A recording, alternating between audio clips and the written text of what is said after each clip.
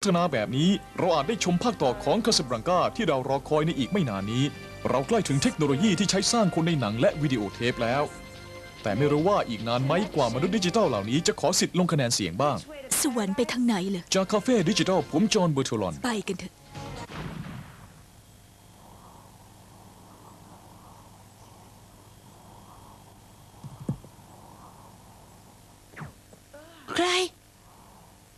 ใครน่ะ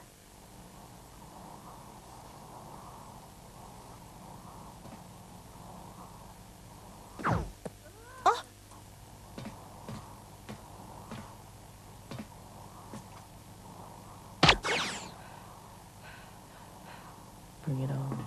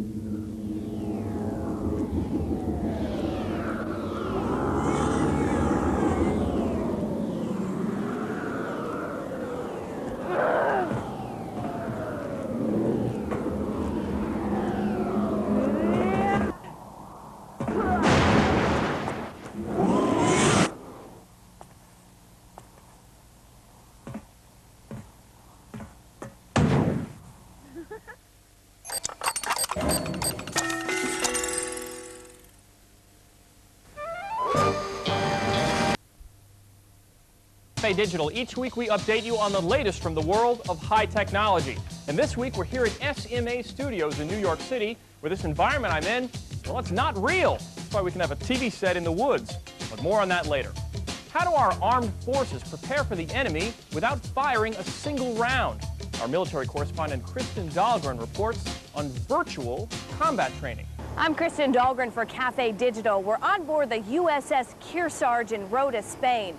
This is the ship that carried the U.S. Marines who were first into Kosovo earlier this year.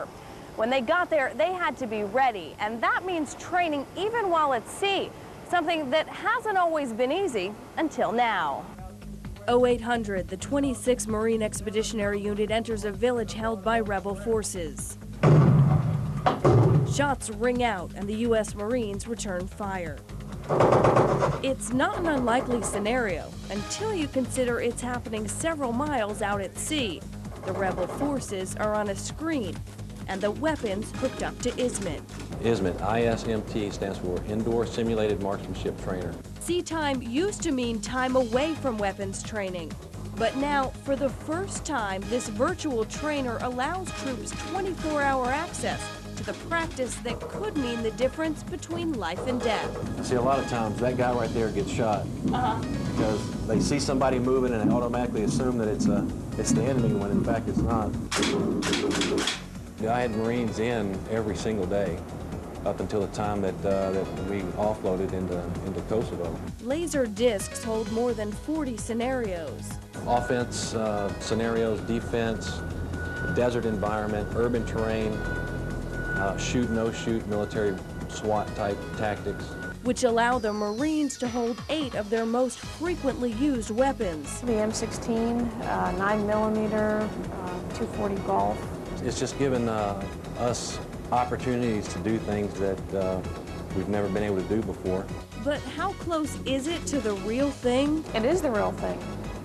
I mean, these are actual weapons. They're not, unlike the type in arcades and things, these are the actual weapons that we fire. This is the M16 A2 service rifle. You can adjust the wind direction, the wind speed, so that the Marines actually have to adjust their sights and manipulate the weapon rather than just sitting down and firing it. The weapons are heavy and have real recoil. 78,000 rounds have been fired on board the Kearsarge so far this year. And judging by the success of the program, it probably won't be long before other ships are outfitted as well. For Cafe Digital, I'm Kristen Dahlgren.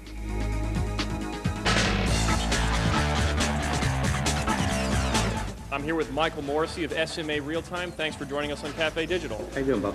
Tell me about the business here. What goes on at this company? We're a full-fledged production and post-production company, kind of a micro studio, if you will. We shoot a couple of virtual television shows every week. We're working for the third year in a row on Discovery News, ESPN Sports Century, 50 Greatest Athletes, specials for ABC with John Stossel and Barbara Walters. Tell me about three-dimensional virtual studios. How did you get involved in that kind of work? We started this company as a special effects company, and we were working with robotic technology and miniatures and compositing all of our special effects work that way. From that, we progressed into the tracking work that we do for the virtual studio that you see here today. The Banana Song! Yay! Now tell me about Elmo. Hi, everybody. I'm Elmo. Oh, God. Well, that's very impressive. What do you do with Elmo? Special effects that we create in a supercomputer. We actually tried something new this year, virtual puppets built in the computer, but operated by Henson puppeteers. We actually allow the puppeteers to puppeteer animation live. So how do they operate the puppet? What kind of controls would the puppeteer use? Well, we actually tried to try and make it a natural environment for the puppeteers. We built foam cores. Each of the cores inside has magnetic resonance sensors, and they're tracked by a sensor that's actually kept on a desk.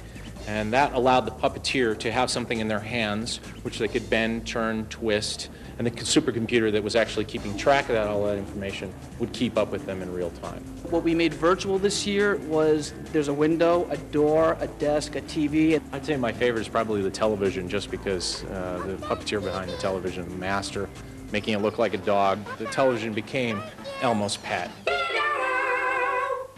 There's an MCI advertisement with a woman in front of a giant screen. It looks like it's, 80 stories tall? The shot that you're talking about had over 180 layers to composite that.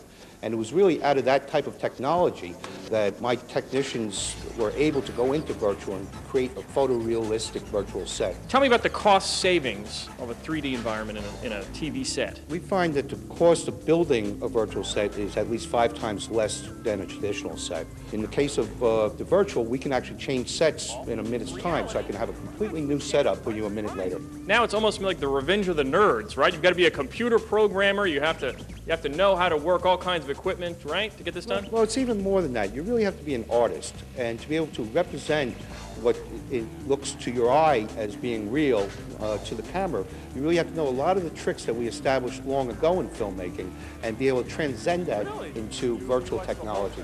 Who's been the nicest person? Someone that just showed up and you said, you know what, this was the most fun working with this person. Dennis Hopper came in and got right into the virtual stuff. Billy Crystal, how can you not have a great time? I feel good about this one.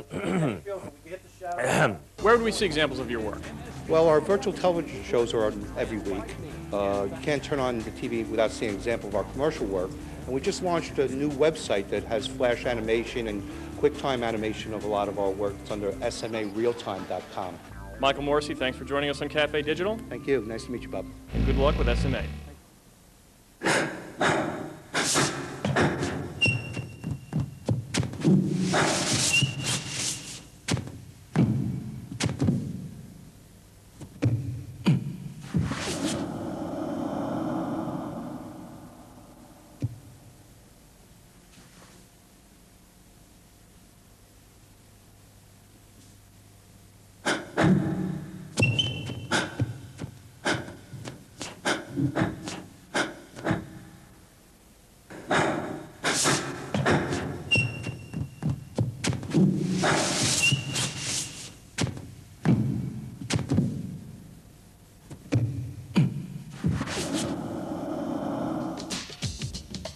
Be sure to tune into future editions of Cafe Digital when we'll head down to Houston, Texas to the Johnson Space Center and check out spacewatch.com.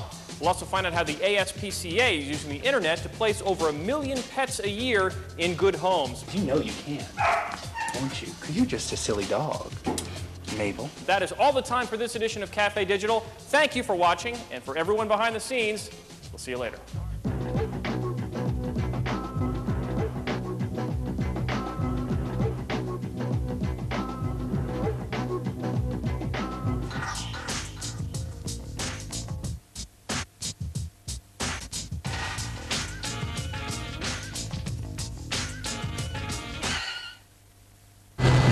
Good morning, ladies and gentlemen. Tribute